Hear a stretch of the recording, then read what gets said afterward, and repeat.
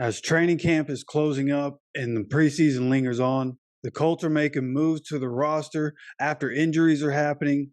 And today they had to place Gennard Avery on the IR after the LCL meniscus injury that he's going to have season ending surgery on. And this comes just a day after Ashton Doolin has to be placed on IR for a season ending ACL injury. But the team also went out and signed wide receiver James Washington, who previously played for the Steelers and was effective. Wasn't, one of their best wide receivers, but when he got in the game, he could make some plays. Okay. And they ended up waiving injured wide receiver Malik Turner. So with all this going on, okay, this is all kind of compounding here in a couple days. Colts coming away with some serious injuries out of the joint practice sessions, which is exactly what you don't want to have happen. So losing Gennard Avery, it sounded like he was going to be a good piece in that defensive front, a good depth piece.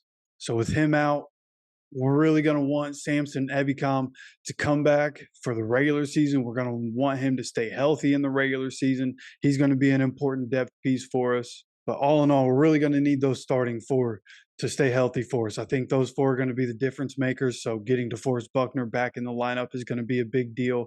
And keeping Kwity Paye on the field this year and Dio on the field this year is going to be a big deal. So, and Grover is always on the field. I don't think Grover ever really misses time with an injury. So not really so much worried about that one as much as the other three, but keeping everybody, those four together on the field this year is going to be important with the injuries to the backups that keep happening. And then you look at the wide receivers. Okay, Malik Turner was at the bottom of the depth chart. He ends up getting hurt. They end up waiving him. James Washington comes in. Okay, so you start looking at the depth chart and start looking at maybe he could make the team. Again, this is a guy who is a playmaker. I could see him making the team, just like I could see Amari Rodgers making the team. Rashad Perriman's been missing practice because he's injured.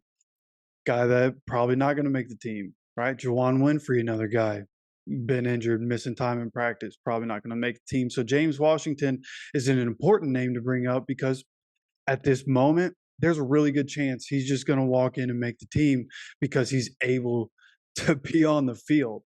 And he can actually make some plays. The fact that he was just sitting there for the Colts to just kind of pluck if they needed him is kind of nice. So he's a guy that this is a depth piece. This is a guy that they're going to want to probably have a special teams role and try to find a special teams role for him if they can. But I would expect James Washington going to be on the Colts until they see a reason why he just has no purpose for the team. So we'll continue, of course, to monitor this. We'll see if he plays.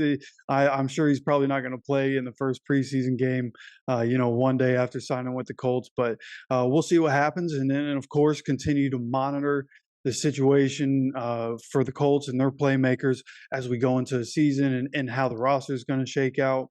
On Sunday, I'm going to have my first 53-man roster projection for you guys. So make sure you subscribe with notifications on, stay up to date on that and all other Colts news that I can possibly get to you guys. And as always, take care of yourself, take care of each other, and go Colts.